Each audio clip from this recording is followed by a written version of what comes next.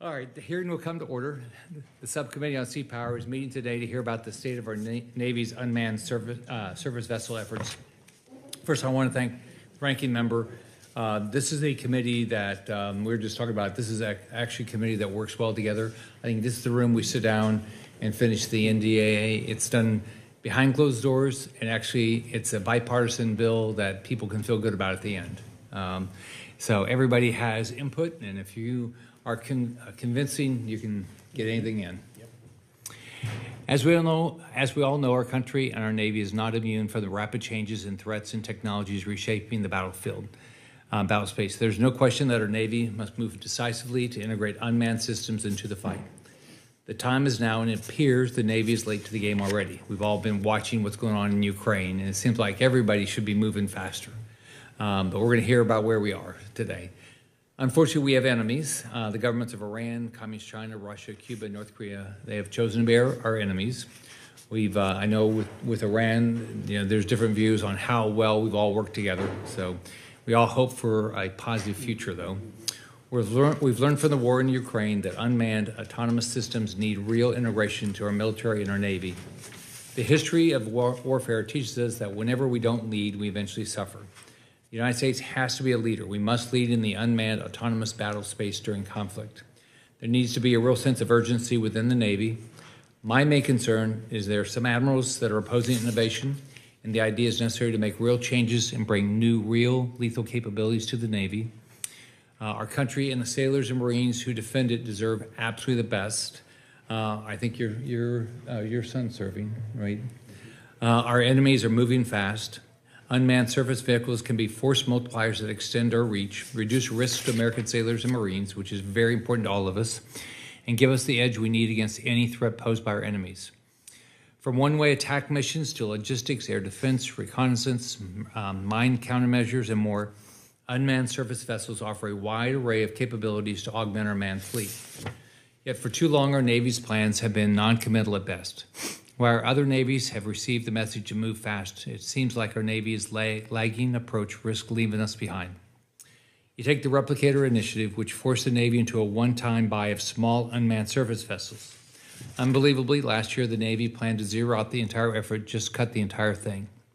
Similarly, the Navy wanted to keep studying medium unmanned surface vessels until considering the start of a real program in 2029. My staff and I have met with numerous companies that build these unmanned systems, and they all tell us the same thing. The Navy needs to have a clear strategy, and they don't know exactly what the Navy needs or wants them to build. That causes a lot of problems. The Navy owes it to our country to have a real solution. Luckily, in Congress, we took it upon ourselves to drag the Navy forward. The One Big Beautiful Bill made the largest single investment in unmanned maritime systems in history, a $5 billion investment, including a $3.6 billion investment specifically for unmanned surface vessels. That's real money, and it's a clear signal that America will start growing the fleet. To his credit, when Secretary Phelan took the helm, he immediately recognized the Navy's problem. He saw that unmanned efforts were scattered across too many program offices with no coherence, no urgency, and no path to scale, and no overall strategy. He acted like a businessman fixing a broken organization. He stood up the portfolio acquisition executive for robotic autonomous systems to pull everything together under one roof with the authorities needed to move quickly. Today, we have two key witnesses before us. Ms. Rebecca Glazer, who was tapped to be the first portfolio acquisition executive. I'd like to hear from her, I want to better understand how the Navy plans to buy these vessels going forward, especially with the shift toward an unmanned marketplace.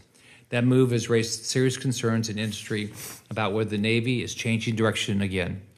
Industry needs a clear, sustained demand signal they can build against, not another pivot to leave shipyards and suppliers hanging. I also want to welcome Rear Admiral Derek Trinque, Director of Surface Warfare. Admiral, you own the requirements for what these vessels must do for the fleet and the responsibility to line up the funding to make it happen. I understand the President's budget justification for fiscal year 2027 drops today, so this is good timing. How much money is going to be is planned for small unmanned vessels, for medium? How much for payloads that make these platforms lethal? How much for enabling technologies for rigorous testing, and critically for force generation? We would like to understand the Navy's plan for training, logistics, and maintenance. I know these issues are at the top of your mind. Look forward to your direct answers.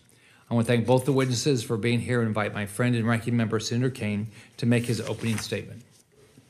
Thank you to our chair for calling this hearing today. It's a really important one, and I look forward to working with you again on the seapower subcommittee, particularly as we're in the kind of run-up to the NDAA. And there may well be insights that come from this hearing today that can help us shape the NDAA as we get to it in full committee in June. Thank you to each of you for your service to the country, and thanks for being here today. We are here to talk about a new and different way to potentially change the balance of power through the augmentation of our fleet with uncrewed surface vessels. Now, to those in the room or anybody who may be paying attention to this, we haven't been having a lot of public hearings about this, but we've been digging into it pretty significantly in the committee. Just in the last couple of months, we've had at least 2 hearings in classified on uncrewed systems.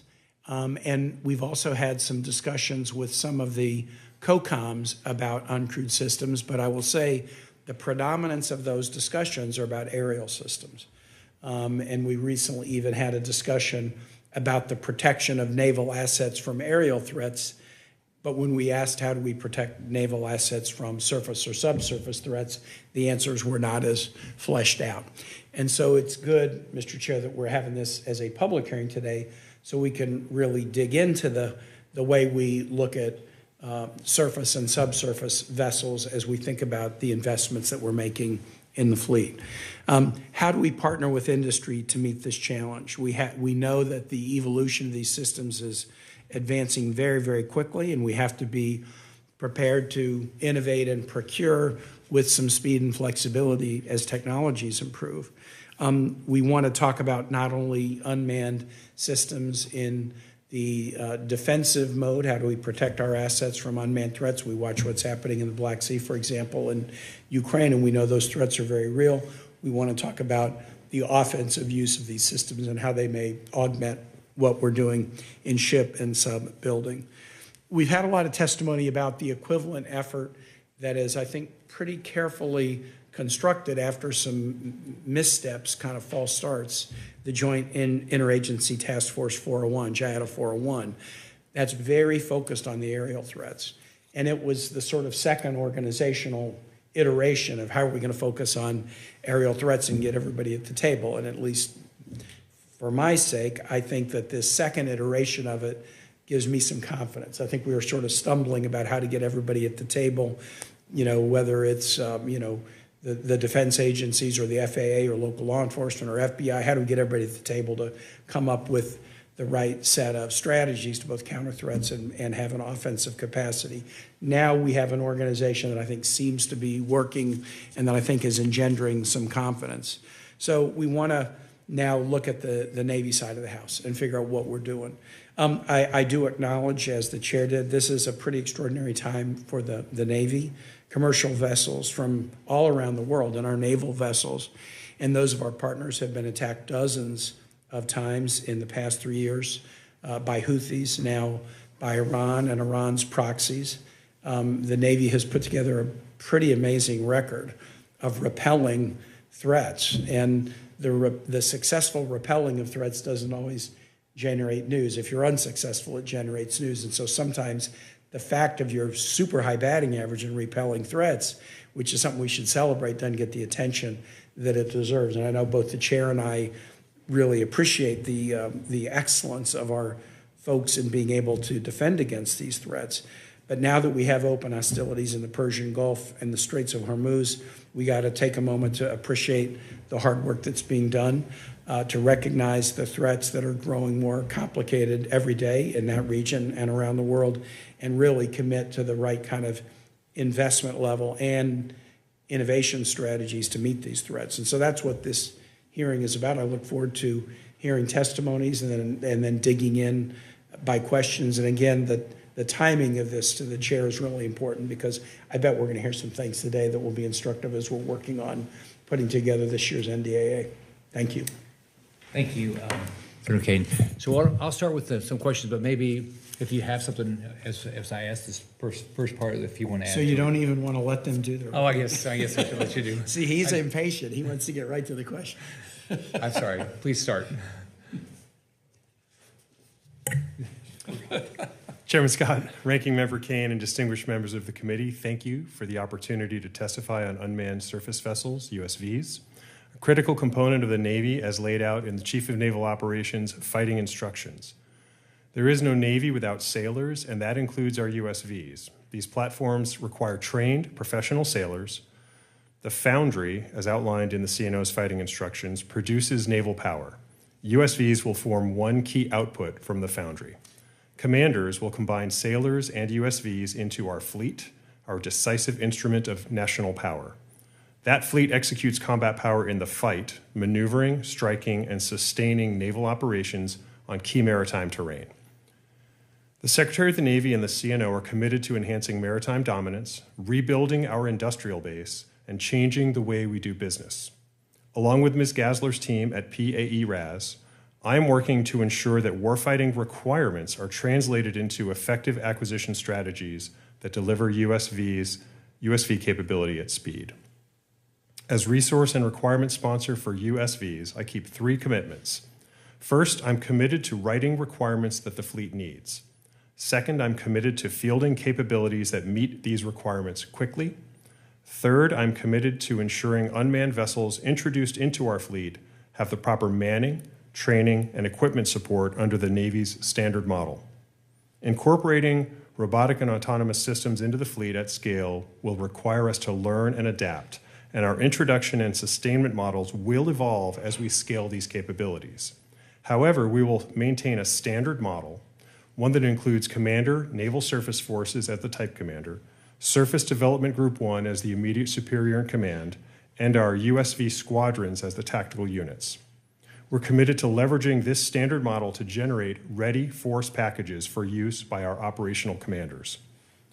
The CNO's requirements and fleet operational needs demand a faster acquisition cycle than traditional prototyping and testing can provide. I'm supportive of Ms. Gasler's efforts to accelerate this cycle.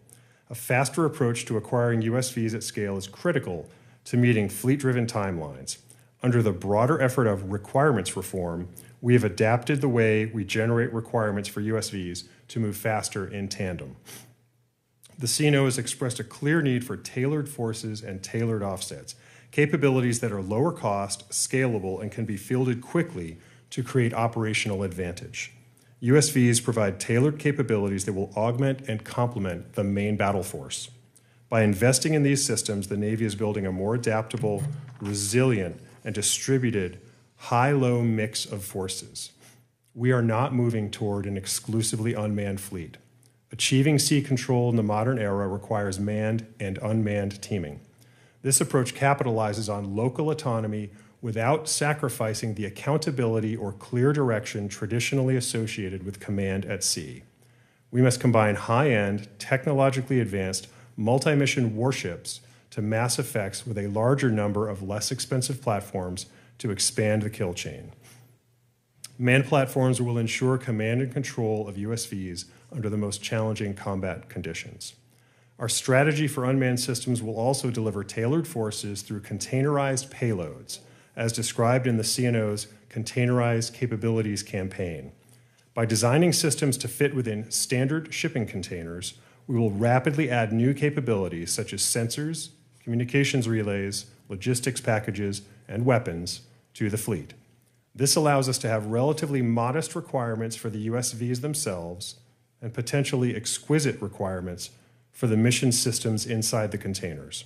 In addition to currently funded payloads, Navy will continue to work with industry to develop future containerized capabilities. We intend to provide clearly defined priorities for payloads that will help guide investment by our industry partners. Validated requirements drive our introduction of USVs into the Navy. The warfighting value of these vessels has been clearly captured in the CNO's fighting instructions. They will form tailored forces that will give commanders flexibility, broaden room for tactical and operational risk calculations, present additional dilemmas to our adversaries, and balance against specific risks, geographies, and adversary capabilities. I'm grateful for the opportunity to appear before you, and I look forward to your questions. Thank you, Ms. Gass. Thanks for being here. Thank you. Chairman Scott, Ranking Member Kane, thank you for the opportunity to testify. I serve as the Navy's first portfolio acquisition executive for robotic and autonomous systems. My responsibility is to deliver operational capability to the fleet at the speed the threat demands. The PAE construct allows me to manage this as a portfolio, aligning with requirements and resource sponsors while driving acquisition and industry engagement to accelerate delivery and scale proven capability. Unmanned systems are not a future concept. They are a response to a present operational reality. Our adversaries are investing in mass, distribution, and lower-cost systems that can be fielded quickly and at scale. We cannot counter that with a force structure built solely with our general-purpose forces. We need a complementary approach, one that expands the reach of the fleet, increases persistence, and imposes new dilemmas on an adversary. That is the role that robotic and autonomous systems will play. They are not a replacement for the Navy's main battle force. They are a core part of what the Chief of Naval Operations describes as tailored offsets. Capabilities that enhance fleet lethality and resilience and allow us to adapt quickly to stressing scenarios, including those where an adversary seeks to deny us access to the sea. These capabilities are designed to be scalable, adaptable, and deployable, able to perform missions such as scouting, screening, deceiving, denying, striking, and sustaining, while remaining cost-effective and, where appropriate, attritable. Across a family of systems, these capabilities are being fielded for multiple missions, including maritime domain awareness and ISR, communications and sensing, one-way attack, and counter-air effects. At the same time, we are seeing the rapid scaling of unmanned threats across air, surface, and subsurface domains that demand a parallel focus on counter-UxS capability. From maritime approaches to installation defense to real-world operations such as those supported through JIATA 4.1 and ongoing efforts like Epic Fury, the Navy is confronting these threats now, not in the future. And this is not a platform problem, it is a kill chain problem. It requires integrated sensing, decision-making, and response at speed across multiple domains. Our approach to counter-UxS reflects that reality. We are integrating sensors, effects, and autonomy into layered, scalable defenses and prioritizing rapid fielding so commanders have operationally relevant capability today, not years from now. But the most important shift is in how we deliver capability. For years, the department focused on prototyping and experimentation. What we have learned is that the technology has matured, industry is investing, and the constraint is no longer engineering, it is our ability to adopt innovation at speed. So we have changed the model. We've implemented an acquisition strategy that capitalizes on mature technology, leverages private sector investment, and accelerates adoption through continuous competition. At the center of that strategy is a competitive marketplace with regular and recurring openings that allows new entrants to participate as capability evolves. In this model, companies bring forward mature systems, demonstrate performance, and compete for follow-on production and service contracts. We are not paying for concept development, we are rewarding results. Just as important, we are not acquiring systems as isolated platforms. We are building a modular, open architecture that allows capability to evolve over time. A key element of that approach is containerized payloads. By standardizing interfaces and packaging capability into modular payloads, we can rapidly shift mission sets across unmanned systems and manned ships without redesigning the platform. That allows us to upgrade capability at the speed of software and payload development, rather than at the pace of shipbuilding.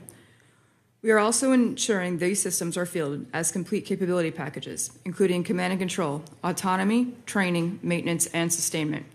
In conclusion, we are no longer experimenting with robotic and autonomous systems. We are fielding them at speed and at scale in a way that strengthens the main battle force and expands the Navy's ability to fight and win. At the same time, we are delivering the counter-UxS capabilities required to defend our forces, our installations, and our operations against a rapidly evolving threat. This is a fundamental shift in how the Navy delivers capability, driven by operational need and aligned to the pace of modern competition. Thank you, and I look forward to your questions. All right, thanks both of you. So, Admiral, how long have you had the job, and how long will you have it, and what do you want to end up with when you finish the job? Where do you want the Navy to be when you finish? Chairman, I've been in the job for about 10 months now, and I don't know how long they'll let me keep doing it. Is it typically 3 years? It's typically 2 years, sir. 2 years. But I've been given another job that needs to be done, and I'm grateful for that.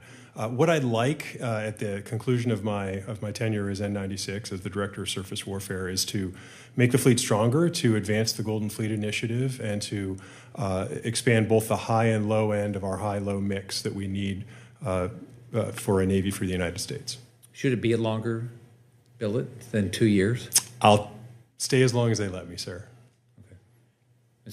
Yes, sir. How long have you had the job, and how long do you think you'll have the job, and what do you want to get done when you're finished? Yes, sir. PAE RAS was established in December, and I was appointed the same day we stood up the organization. I do understand that the PAEs are expected to take longer tours than a traditional program manager or PEO. So I think the tenure is listed as 4 to 5, 6 years. We have not worked out the formal agreement, but it is expected as longer than a PEO. Okay. And your job is not political appointment? No, sir. I'm a career SES. Okay. So I don't know. We've watched what Ukraine's done, right?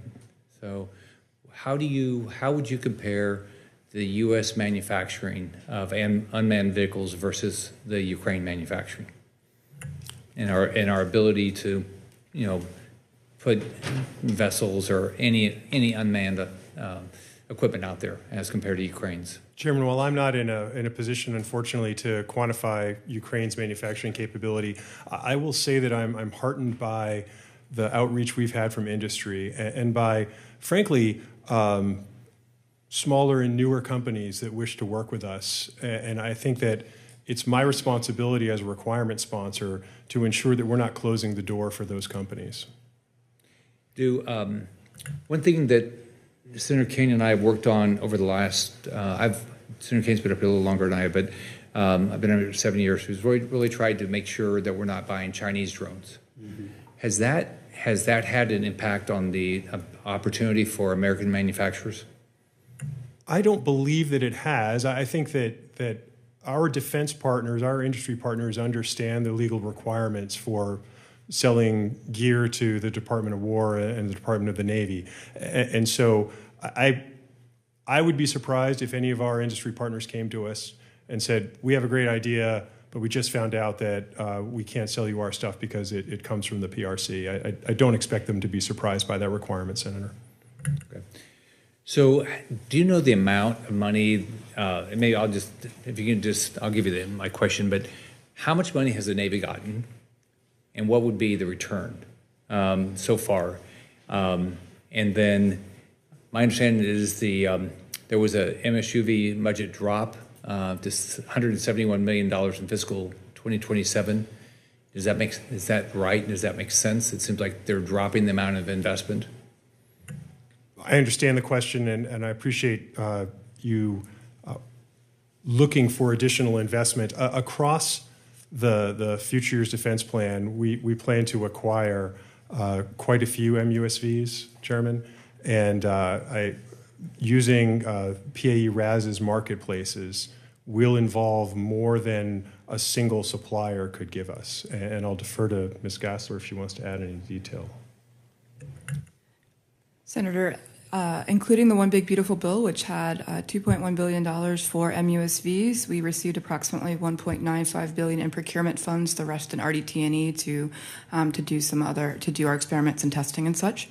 When you add that to the rest of the FIDIP that has dropped today and out, it's approximately $6.2 billion for MUSV. The $1.9 billion that we have now will actually provide deliveries across FY27. So when we add that, those expenditures and that investment in industry plus the funds we have in 27, we feel we have sufficient funds for 27, and then you do see it go back up in 28 and out to sustain that. How many different pieces of equipment do we get? How many unmanned vessels or? Certainly, sir. So we just closed the MUSV solicitation Friday, and we are going through the proposals now, so I can't talk in detail about that. We do have an objective number we are aiming for, approximately 30 in the first buy, and we will open the marketplace again for additional requirements as we receive them from our requirements resource sponsor. So you're saying that we'll have spent $6 billion and we'll get 30? No, sir. That's just in the first buy, and then over the FIDIP, I believe the number gets to I think approximately 70. We assumed a 5-year life cycle over the vessels, and then we would start replacing them. So we'll spend $6 billion and get 70 vessels. 70 vessels, including all the, we believe, all the sustainment and such for them. Okay. And will that count in the 30-year shipbuilding plan that the Navy has? Will those vessels count as part of that? Can I answer? Chairman, we're because the USVs are new, the Department of the Navy right now is looking at all of our options for how we present to the Congress the accounting of the USVs in the shipbuilding plan. We recognize that because they bring combat capability, there has to be some way to articulate that to you. But they are unlike our other ships, and so there's a discussion going on where the Secretary will make a final decision as he signs out the shipbuilding plan of exactly how to articulate those numbers and that demand in the shipbuilding plan. They will be in there, sir. So 70 divided by $6 billion, does that, from your standpoint, does that seem like a good return? And is that the way to look at it or not? I mean, if that were just the purchase price or the lease price, I think that would not necessarily be, but it's not. And that is a total ownership price. And that is the price of operating these vessels. And one of the benefits of doing things differently is that we get to explore different models. Unlike all of the commission work. Both capital costs and operating costs? Yes, sir. For how long? 5 years? The plan right now is for a 5-year center for the vessel. And I think that as we learn our way through the process of operating MUSVs, we'll determine whether that number needs to change. So are there going to, do you think after that there'll be scales that we can, the price will be coming down? I don't know if the price will come down. We will continue to have requirements for more USVs, and so we will scale in our ability to operate them. We will scale in our ability to provide force packages to our fleet commanders. I expect that we'll scale in our ability to acquire them as well, but the specific learning we'll go through, I don't yet know. Okay.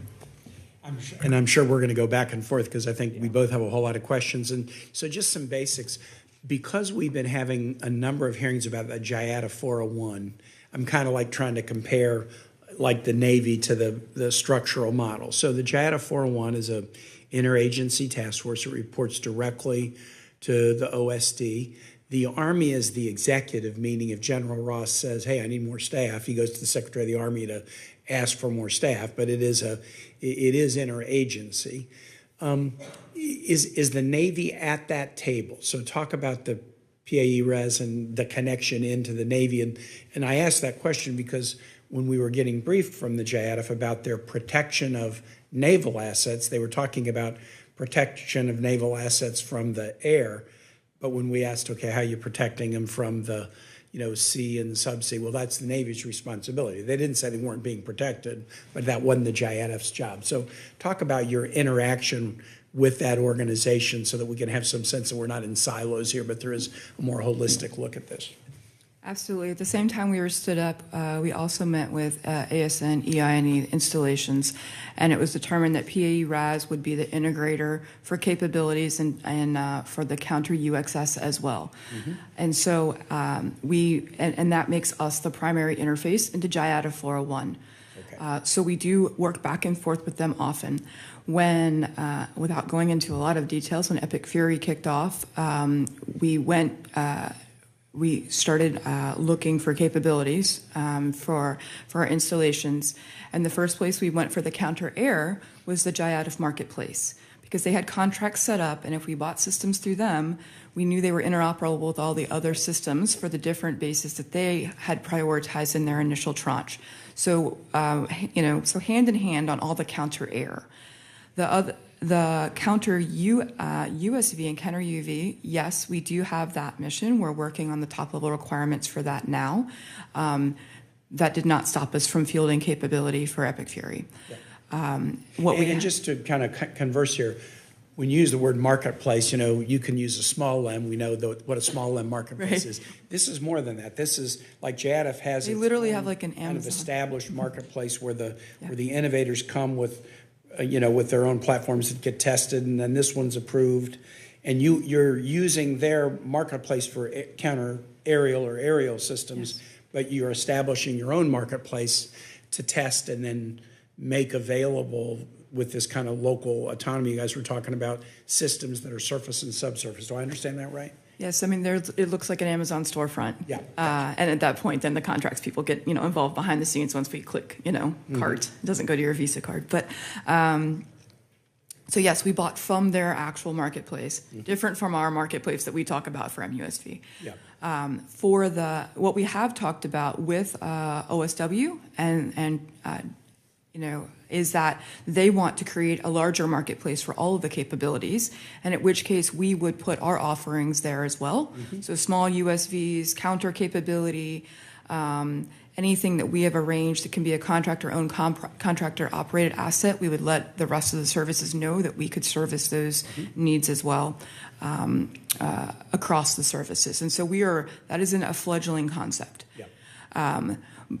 But even before that, so we are not only working on defense of our installations. General Ross has acknowledged that he's got needs for counter UUV and counter USV for other than Navy bases, and so we will also in the very beginning, also in the very beginnings of that partnership for those other domains. But we will be helping him with those solutions as well. Let me ask you one about just sort of the alphabet soup that we always get into in any program like this, and it's the change from MASC to MUSV. So the Navy had been pursuing modular attack surface craft, the MASC program, but the Navy canceled that program and they launched the medium unmanned surface vessel program. And I want to know if that's a change in name or if that's actually a change in sort of substance.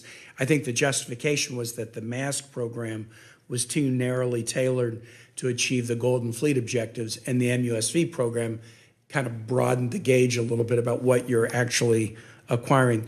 Tell us, each of you, what the MASC program could not achieve, that you believe the MUSV program can achieve. Senator, from a requirements perspective, the MASC was fairly focused, and MUSV is a nod to the ubiquitous nature of what an MUSV can do. And so what we will do is have a set of requirements for a relatively modest set of requirements for an unmanned surface vessel, and then separate requirements for payloads that it can carry.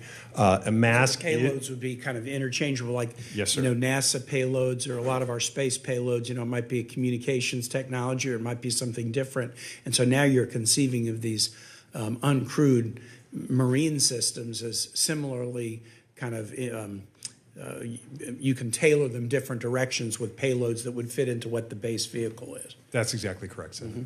And Ms. Gassler, you want to comment on that? From an acquisition perspective, MASC had two phases. It had a phase that specified conversions, a Block 0 phase, and it had a Block 1 phase, which was going to put us into prototyping again for 12 to 18 months. And that's where you referenced the FY29 stand-up of the program, where we would get those newer vessels actually delivered into production. When we went and looked at what was available right now that industry had invested in, and we looked at the urgent operational needs and the requirements that we had been provided, we determined that we would pivot right now.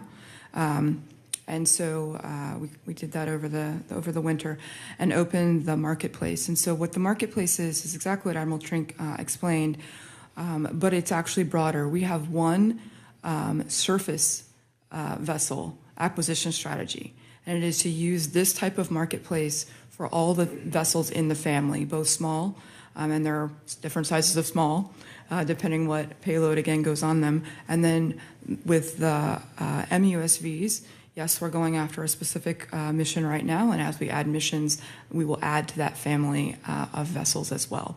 And so this is a broader encompassing family of vessels with interchangeable payloads on the MUSV and a larger variety of payloads on the small USV. The original small USVs were focused solely on one-way attack for the most part. So we've we have revised the entire strategy, and that is why we canceled MASC, went to the broader marketplace.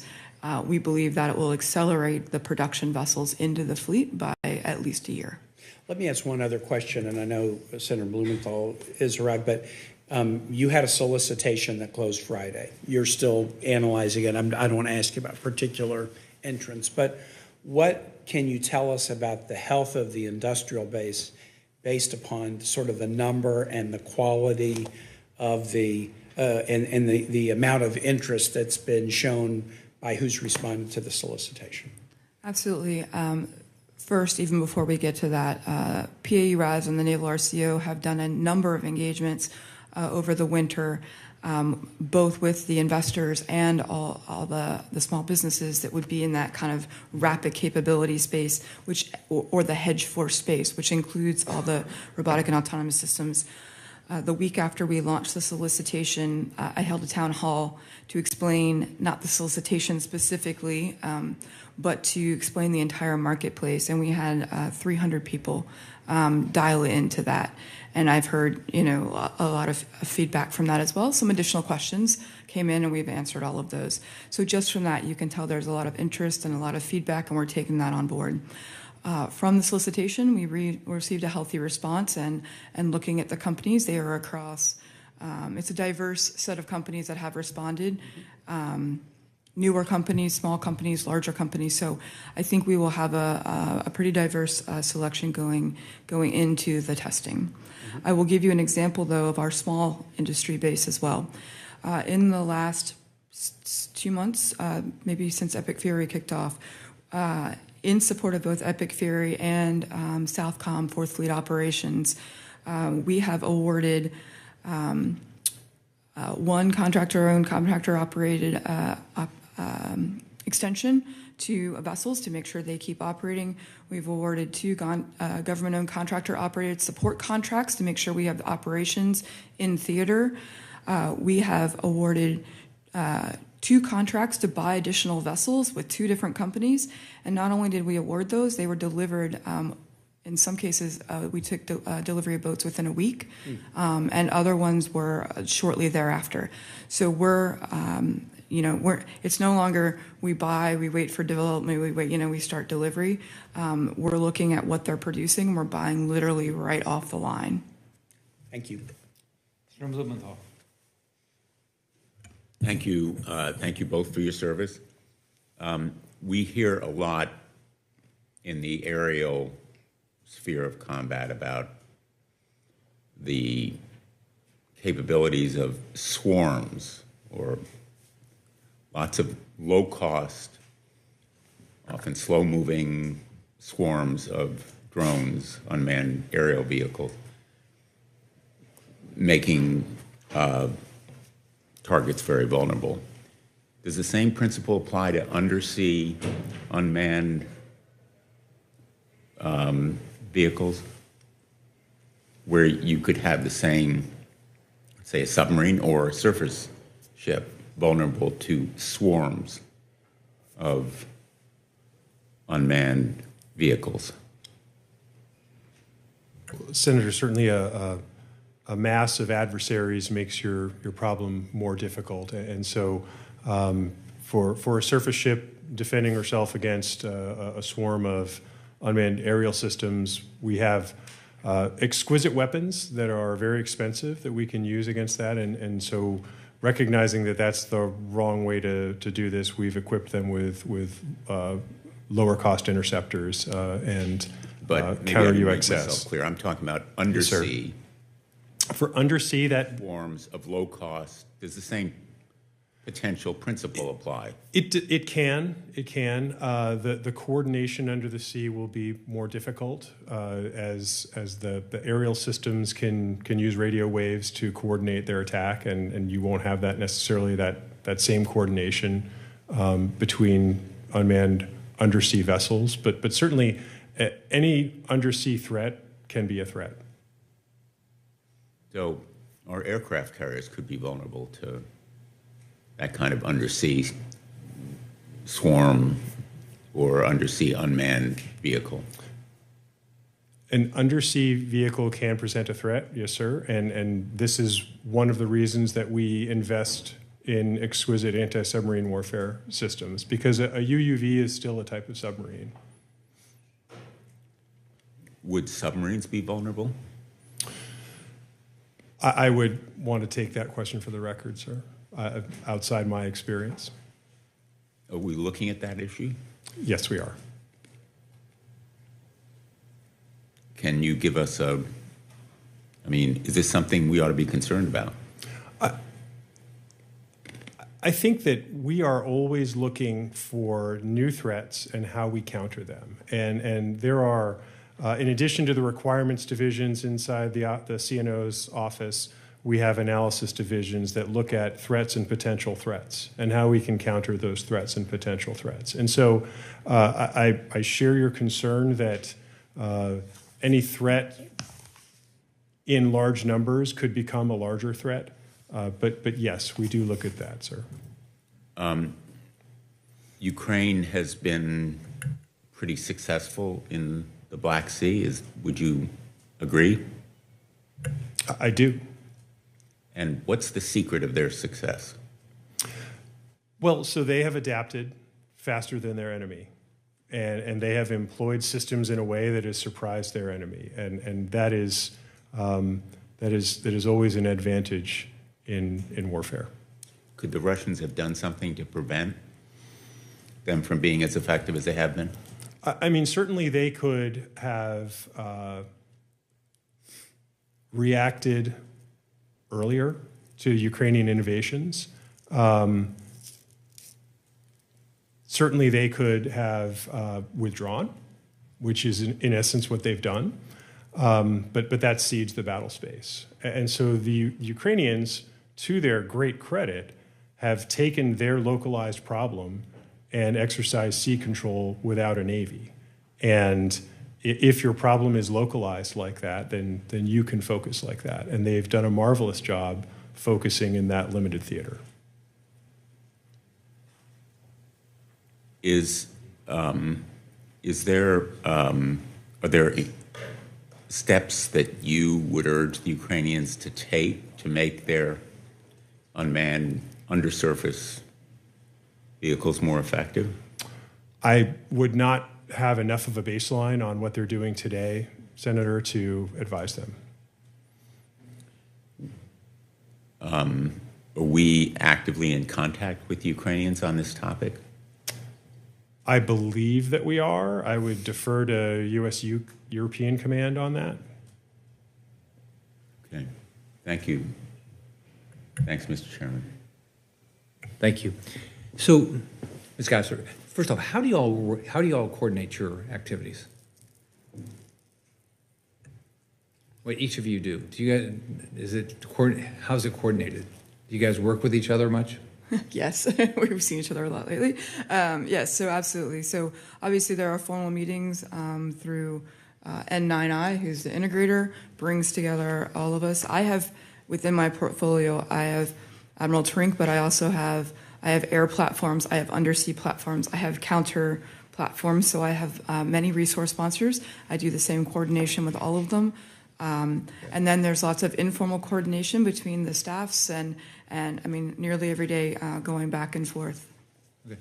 So on the marketplace, do you have companies that have concerns that they don't have enough capital, that they don't have enough commitment from government to be able to be viable? We have not heard too many concerns. There are some. And I think that is why we, the Navy in general, have also made sure that we are going out and talking to the investment community, the venture capitalists, the equity investors, and such as well, to ensure that they understand our demand signal. Within the PAE, I can now, I can proudly go out and say, I have over the FIDUP a $15 billion investment that I can make in these if you also invest.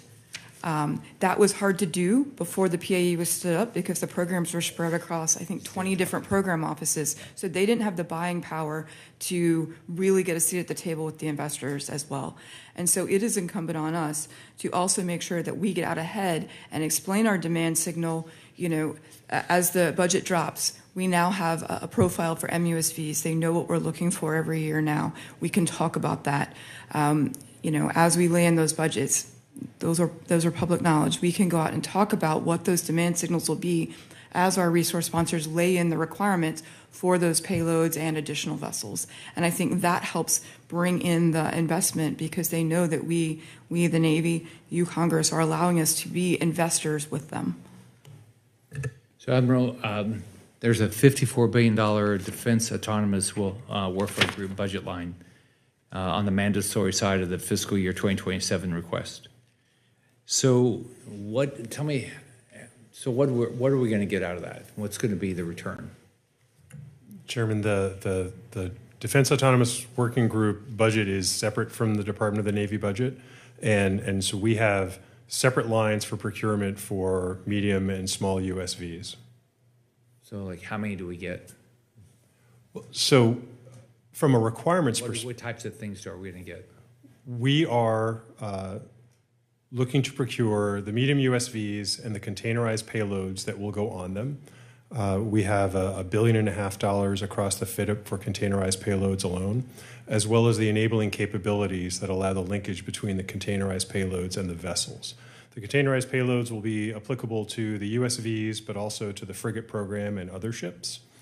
And we have separate procurement set aside for small USVs. And so right now we're working on one specified requirement from one of our fleets, but we are anticipating through the CNO's containerized capability campaign several more specific requirements for containerized payloads. And we are not waiting for the fleets to tell us what they need before we start budgeting for that, because we can think ahead to some of the things that they will need, contested logistics, sensors, weapon systems, et cetera. Okay. So this came through the reconciliation, right? That money. There is some from reconciliation. There is also some from the discretionary budget, sir. Okay. All right. So what happens if there's not another reconciliation? Will that be? So what we plan for is the normal president's budget, the normal discretionary budget. And what we want is to ensure that through proper planning of our requirements, we can articulate to the Congress what we need to achieve our missions. Okay. So is your portion of the budget inside the dog line, or is it from Secretary Feinberg's office? Neither. It comes through the Department of the Navy, Senator. Okay. Okay. All right, Senator Kane. I have one more question about MUSV, and then I want to switch topics for a sec. So on the MUSV, you talk about the desire to have these interchangeable payloads. The Navy made an effort to kind of have a similar focus with respect to the LCSs, the littoral combat ships, but ran into difficulties making that work.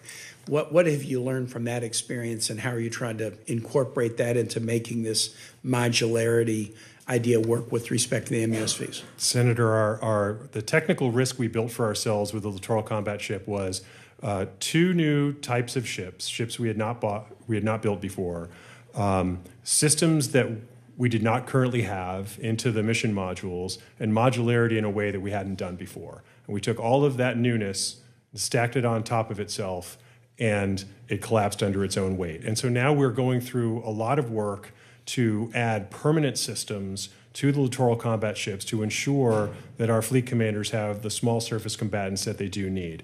What we're doing differently right now is essentially taking systems that already exist. And my requirement for those vendors or someone who wants to work with us for a containerized payload is that they make that system fit into an ISO container, a 20-foot or 40-foot container. And it will have a standard interface for input power from the host vessel, cooling water from the host vessel, and a data interface with the host vessel. And if they can do that with a system that already exists, then we will have a containerized capability. And then, as more capability comes online as we move into the future, then we will continue with the ability to add more containerized capability to our MUSVs and other ships. All right, let me switch topics. This may be the thing I'm most interested in, and I suspect it's something that the chair will be interested in. I know the committee will be too. Armed Services 10 years ago, according to my institutional memory, Creighton Green, adopted the 355 ship requirement. And we have some sub requirements, like 11 carriers and 30 amphibs. But I think most of us, and this came up in the hearing this morning, the 355, most of us are interested in the lethality and capacity more than just the number of ships. I mean, I think some are really interested in the number. We know we don't have enough now. We know we have to grow, but it's really a measure of your capacity and lethality that we're trying to get at. And I'm not an expert at this. So you got a Navy officer here who knows more than me. But that criteria was developed before you were really seeing the acceleration of these uncrewed platforms. And so, 355 ships, we have carriers that have a 50-year center with a 25-year refueling. But you were talking about an uncrewed system with a 5-year center. We're going to have a metric for understanding as a nation and as a committee, okay, what is the array of vessels, surface and subsurface, that essentially gives us the capacity that we wanted when we said 355, or just gives us the right capacity? What's your, kind of advice to us on this, and how far along do you think the Navy is in trying to, develop the plan that would be shared with us on the mix of crewed and uncrewed going forward? It's crewed, uncrewed, surface, and sub. And 10 years ago, we weren't so focused on the Indo-PACOM as the center of everything like the way we are now. So there's been a lot of change. How is the Navy addressing this question of giving us the capacity we need so that we know the kinds of investments we should be making in the NDAA or in appropriations bills? Senator, the Secretary of the Navy, the CNO, and the VCNO have been having that very discussion about how do we present to you, the Congress, the measure of our naval power. The number of ships that you have provided and maintained is the easy button, as it were. But our ships are not all the same, nor do they need to be. And so we have aircraft carriers with incredible sortie generation rates. We have ballistic missile submarines with their exquisite strategic deterrence capability. We have multi-mission guided missile destroyers. And we will have medium USVs and frigates that will be much more focused in their mission. And so while I believe we will continue to tell you the numbers, because the global reach and the presence requirement for the Navy under the NDAA will require us to have a large Navy, we are working right now to build a new metric for combat power. And we are struggling with that, and we recognize that we owe it to you. Ms. Gessler, do you want to add anything to that? I mean, it's really important that you give that to us, because I'll tell you kind of a reality that's like, an object at rest will stay at rest, If we don't get that, then I would like to see more ships built in Virginia, and my colleague here would like to see more, in Connecticut. And we all have our own equities that, absent a compelling case, like, okay, the balance needs to be different, we got to recalibrate it, we will continue to push what we have been doing. And that might not be the right answer. And so we really need kind of a compelling case that factors in these new technologies, these innovative technologies, that factors in, if it's a 5-year center, you're assuming it's a 5-year center not only because it's more disposable, that's the wrong word, but also that the innovation may happen so fast that it would be kind of obsolete after 5 years. So we need to have a compelling case so that we can make the right investment decisions rather than just fall back on the default and argue for our parochial priorities. And I'm not saying this as a criticism. I think it's an amazing opportunity, but, you know, it's going to take some real explanation to us so that we can get all of our colleagues on board.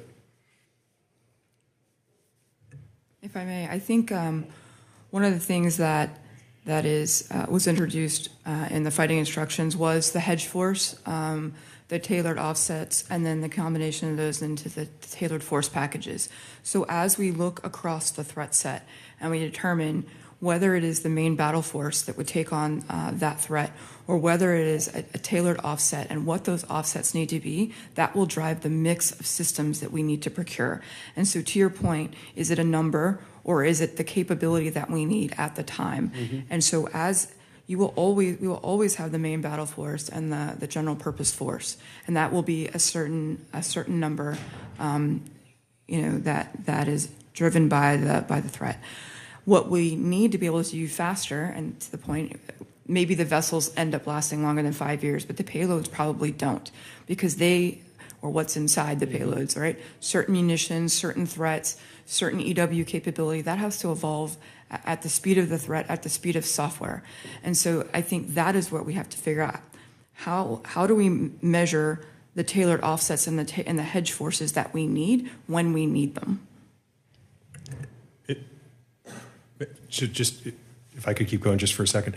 I will tell you that from a Navy perspective, there's no intention to stop shipbuilding of our large multi-mission or even focus mission like SSBN warships. We have an opportunity to involve more shipbuilders and to have more of the United States involved in the shipbuilding industrial base so that we can add MUSVs and frigates and other small vessels into our fleet without taking away from the attention that the large established shipbuilders, the focus that they're dedicating to building destroyers and submarines and aircraft carriers. Well, and let me just say one thing, if I could add one more. And the chair will be surprised because he doesn't hear me do a lot of compliments to the administration. This is an area where I'm very complimentary of the administration. I think we haven't cast our arms widely enough to include the entire industrial base, including the new upcoming disruptive innovators. And we need more upside capacity, as our production rate is showing, both in building and even in repairing. And so we have to cast our arms wider. And I think the administration, and I said this to the secretary the last time he was here for a classified hearing, I think the administration is blowing a lot of cobwebs out of the system and doing that in a way that we won't get to where we need to get absent that. And so I give you guys credit for going down that path in a good way. So thank you, Mr. Chair. But it would be nice if the Navy could tell us exactly what they think we want. I mean, we can still make our own decisions, but it would be nice if they tell us exactly what they think, looking at where they, our potential conflicts are, what capacities really need. So, Chairman Wicker. Well, I want to thank both of you for filibustering long enough for me to get down here and just make a statement. The space shuttle astronauts were picked up in the Pacific by a ship called the John Murtha. And I had the opportunity decade or two ago to be a colleague of John Murtha. I was a relatively junior congressman from the state of Mississippi, and John Murtha was chairman of a very important subcommittee in the Appropriations Committee. And John Murtha used to say basically what our chairman just said: tell us what you need. And this is your opportunity. And also, on the record, to perhaps scratch your head about it later on. But this is the reason we have these hearings. Sometimes we take people to task and point out shortcomings. But yes, I would echo what Senator Scott has said. Make sure that you do your best to help us understand exactly what you need. Both of you, coming from the uniformed service and also from the administration. And I'll say this, Senator Kane, I do appreciate the bipartisanship of the discussion today, and frankly, this morning at a closed hearing down in the SCIF, but also in an open hearing, there was quite a bit of support for the proposition that this country very much needs a quantum leap in our fleet. And of course, this subcommittee hearing today is more about one specific aspect of it, the unmanned part, which has got to be one of the places where we can make a quick, relatively speedy quantum leap. So I appreciate that.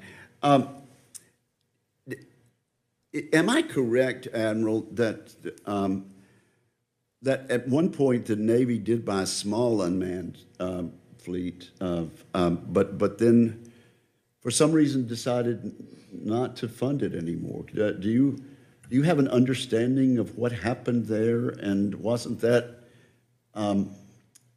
just the opposite signal that lawmakers needed to send Senator, industry?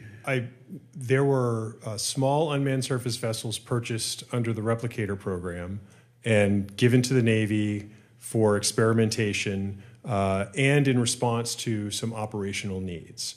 And so this preceded the creation of PAE RAS, and now with Ms. Gassler in place as the acquisition executive for all of our unmanned systems, we are working with her to articulate our requirements for medium and small unmanned surface vessels so that we can move forward and ensure that the fleets have what they need for payloads on medium unmanned surface vessels, but also the various versions of small unmanned surface vessels we need. Okay, that's helpful. And Ms. Gassler, do you agree that Secretary Phelan was making a very important statement in even creating your operation? Yes, sir. I think we are the only PAE across the services that focuses specifically on the robotic and autonomous systems, and he and RDA will say that there is a reason that they chose RAS to be the first PAE within the Navy. I've since stood up several others because there is an importance in looking at how fast we can go, and they thought putting all of the systems together, they were very fragmented across the Navy and the Marine Corps, putting them together gave us the capability and capacity and the authorities we needed to create capabilities, not just by widgets or small boats, but we note all of the solutions are system of systems, and we now own all of the systems in the system of systems to create an entire effect, not just, buying to a quantity. Well, Ms. Gassler, it seems to me that you've been presented with a unique opportunity to be a game changer in this regard. And I do think we have a proposal for a 50% increase in our defense manufacturing for the very reason that this administration intends for the next year or two to amount to legislation that is a game changer. So I would challenge you again, specifically give us the details of how we can make this as easy as possible for you and as reliable and as efficient an expenditure of your portion of the federal funds. So I thank you both, and I thank you, Mr. Chairman and Mr. Ranking Member, for allowing me to come in here and add my congratulations and support. Thank you, Chairman. I just have one more question. Do you have Admiral?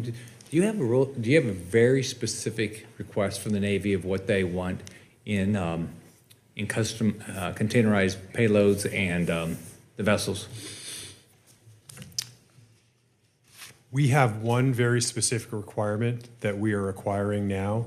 We know that there are more coming, and we are building the requirements for them to lead the fleet. And so after we had the one specific requirement from U.S. Pacific Fleet, we recognized that there were going to be a similar collection of requirements from all of the fleets. And so the request went out to collectivize all of those inputs, tell us what you need. We know that some of them will be logistics capability, some of them will be sensors, both for anti-submarine warfare and as radars. We know that some of them will be for effectors, both non-kinetic and kinetic effects. And so there are industry partners already working with us and the Department of the Navy Rapid Capabilities Office to show us what's possible, so that, again, with top-level requirements for containerized payloads in general already established, we can then take a specific mission, make that an annex to those top-level requirements to specify what goes in the container, and then move out to purchase that and field it to the fleet. Senator Kane? I also have one last question. Undersea capabilities is one of the sort of areas of focus under AUKUS Pillar 2. And I almost always ask an AUKUS question in a hearing like this. Talk about how you're trying to integrate the work you're describing in with our allies as the, SecNav and CNO and others are thinking about this problem we're describing, how to come up with the right capacity. How are we analyzing the capacities of our allies to integrate that thinking in? So within the undersea portfolio, I have part of it, and part of it remained with DERPM submarine and PAE undersea. So what remained with them was anything that was launched or recovered by a submarine. So they still have that portfolio. I have the portfolio that has the large UV and the extra large UV that are not launched and recovered by the submarine. In that case, we are working on some additional prototypes and testing right now. In some cases, we are coordinating directly with the UK and Australia on some of their systems, even testing their systems as surrogates for things we may want to buy. On a bigger scale, because our requirements are that we obviously are interoperable with our main battle force, our conventional forces, with our shore infrastructure, and we spend a lot of time and effort to make sure that those architectures and all those systems are interoperable with our allies and partners. That also then means, by extension, that our systems are interoperable. But I have had, not during AUKUS talks, but during Five Eyes talks, I've had specific conversations about the RAS architectures that we want to build and how they need to not just maintain interoperability, but almost interchangeability, so that we could all operate together under similar, C2 software and communications architectures. Could you foresee a time when, in the marketplace that you're operating, having established the kinds of platforms that you might want to have available on that marketplace, that industrial innovators from some of our allied nations like Five Eyes nations or AUKUS nations could have their platforms up and available on the marketplace for those who would say, yeah, that's a capacity that I want to be able to acquire? I think we could look at that. I think the first thing it might be is the other way around, is that we have talked to a number of the allies who would like systems that we are currently procuring from American manufacturers. This morning when I asked Admiral Paparo about AUKUS, he said he's very impressed with the infrastructure investment from the Australian government. He says the key now is getting their industrial base really revved up to do it. And obviously, if that industrial base believes that there's a market not only to, meet AUKUS Pillar 1, but there's other opportunities for them, then that sends them the signal that they should make even more investment and get more innovative. So I don't need to say that to you. I know that you get that already, but I just wanted to put that on the record. Anything else? Nope. Chairman Wicker, you have anything else? No, thank you.